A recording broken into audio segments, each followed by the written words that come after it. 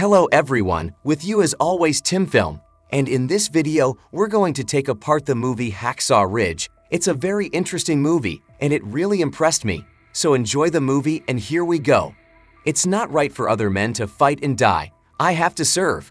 Right in the middle with the other guys, no less danger just. While everyone else is taking lives, I'm going to be saving them. Watching the story of Desmond Dost in Mel Gibson's Hacksaw Ridge, I'm reminded of Dostoevsky's The Idiot, which tells the story of a young man who, much like Desmond, is so honest and kind, so pure of heart, that others consider him suspicious, naive, or even an idiot. The real purpose of the story, however, is to portray what can be described as a truly beautiful soul, and to explore the struggle of innocence and goodness in a corrupt world. Since the world is so intent on tearing itself apart, it doesn't seem so bad to me to want to put a little of it back together again.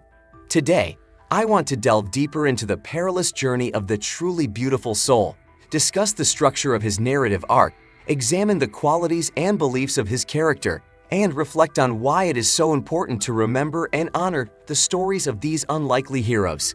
To take another man's life is the greatest sin in the eyes of the Lord. Nothing hurts his heart more. The first thing about Desmond's journey is that his character does not change throughout the movie. The great moral lesson that is often found at the end of a story has already been figured out at the beginning of his. Instead, the conflict is found in the struggle to maintain his beliefs in the face of various external circumstances. From a storytelling perspective, this is called a flat arc. In creating character arcs, Keanu Weiland writes, also called the testing arc. The flat arc is about a character who does not change. He already knows the truth at the beginning of the story, and he uses that truth to overcome various external tests. The flat arc protagonist will face tremendous resistance. He will be shaken at times. His commitment to the truth will be tested to the breaking point, but he will never waver from it. So what is the truth that Desmond must defend? For starters, there is his unwillingness to kill another human being. I have no problem wearing my uniform, saluting the flag, and doing my duty. It's just carrying a gun and taking a human life. While this conviction stems from his Christian faith, it is essentially a categorical imperative as found in Kant's moral philosophy, which is based on logic rather than religion. In any case, it's a moral principle that must be followed at all times, and when Desmond enlists in the military, it's one that's obviously challenged. You know, there's a lot of killing that goes on in a war. I mean, that's the nature of war. Yes, sir. By refusing to pick up a rifle, Desmond becomes an outsider within his own unit. In this part of the story, the protagonist will still be in reaction mode. That doesn't mean he's passive.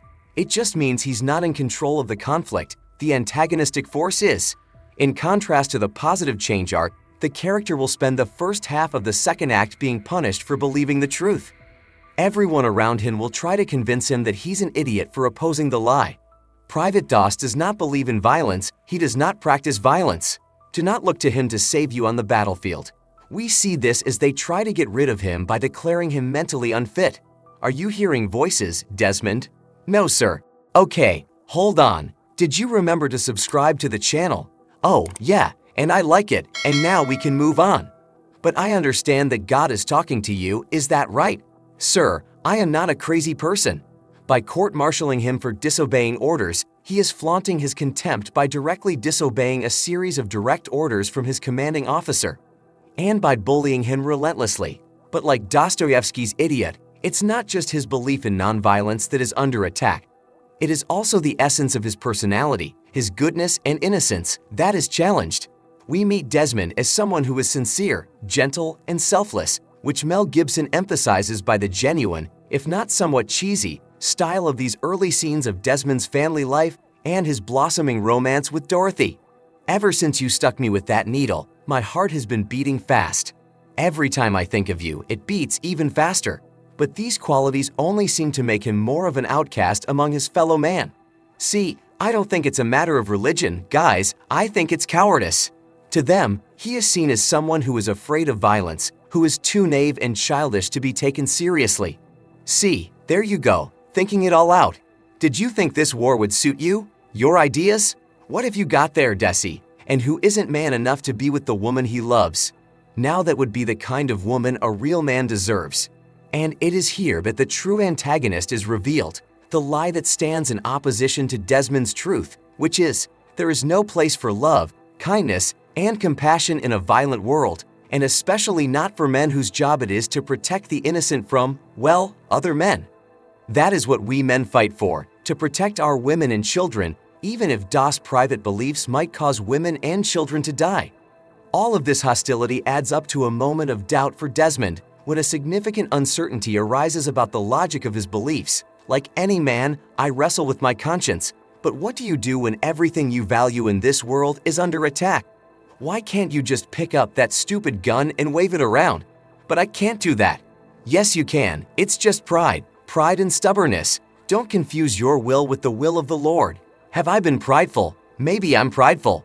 But then comes the revelation, a reminder of why his struggle was so important, a reminder of what is at stake. At this midpoint, Desmond rediscovers his confidence, and he even finds an unexpected ally in his father, who, after being exposed to the implications of the lie himself, asks, "Is that really how it works? You fight for your country, you lose so much that was dear to you, and then you're done?" He begins to see the light and comes to his son's aid. "Private DOS, you are free to run into the hellfire of battle without a single weapon to protect yourself." Past the halfway point, Desmond is no longer reacting to outside forces, he is taking action. The doubts he had about his beliefs are gone, and now it is the world around him that is awakening to his truth. "I learned to hate quickly. I learned how to judge people even faster, and I got you very wrong." Desmond's success is short-lived, however, for his greatest obstacle is yet to come.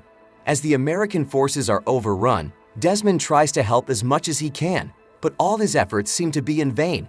At this point, he is confident in his beliefs, but not in his ability to use those beliefs to make a meaningful difference. He raises the essential question, is his truth powerful enough to overcome the lie? Is there any real value in love, goodness, and compassion in a world so corrupted by evil and suffering? What do you want from me? Desmond doesn't really get a chance to think about it, as the cries for a medic quickly call him back into the hellfire. All right, saving the world, one man at a time. Maybe it takes an idiot, a little foolish bravery and blind devotion. Please, Lord, help me get one more. Help me get one more. Anyway, he is committed up to his neck. He will do anything to achieve his goal, even if it means sacrificing his life. One more. Help me get one more. As the sun rises, we find that Desmond's fate has passed through its great tribulation, but it hasn't left him completely unchanged. His beliefs remain intact, but all the non-vital elements, like his insistence on not touching a gun, "You're like gum on a shoe, aren't you? Give me that," have been discarded. Jump on it. Are you kidding? No, I'm going to drag you. Stripped to its core, Desmond's truth is now embodied in its absolute essence, and as a result, everyone around him now embraces it as well. "All I saw was a skinny kid. I didn't know who you were. You've done more than any man could have done in the service of his country. I've never been more wrong about anyone in my life, and I hope one day you can forgive me." The climax follows the soldiers as they once again attempt to take Hacksaw Ridge, this time driven not by brute force or hyper-masculine heroics, but by Desmond's spirit. Most of these men don't believe the way you do, but they believe so much in how much you believe. And what you did on that ridge is nothing short of a miracle, and they want a piece of it. And they're not going up there without you. And so, with everyone embracing the truth, the same battle that was lost before is now won. However, you may notice a discrepancy between Desmond's beliefs and the violence involved in the final victory. Jesus said, "A new commandment I give to you, that you love one another as I have loved you." But I think this actually underscores the true purpose of Desmond's truth. It is not meant to save a corrupt world or solve the eternal problem of human evil, but to endure in spite of it. Dostoevsky believed that the world would eventually take the best of individuals like Desmond, that they, like Christ, were destined to be destroyed. But fortunately, history has proven a little kinder. President Truman is awarding you, Desmond T. Doss, the Congressional Medal of Honor. I thank God for allowing me to do my part in this war and save the lives of my fellow men. Overall, Hacksaw Ridge shows us how easy it is to project our own fears and insecurities onto others, how easy it is to deny ourselves love and compassion, and how easy it is not to believe. Not to believe that we can do good even when it's against our better judgment, that we can be brave when everything is falling apart, and that we can keep going when we have every reason to give up. And to witness someone like Desmond Doss, someone who reminds us of that strength, of that potential of the human will, is truly beautiful. Thank you for watching this episode to the end. Leave your thoughts in the comments, and see you in the next video.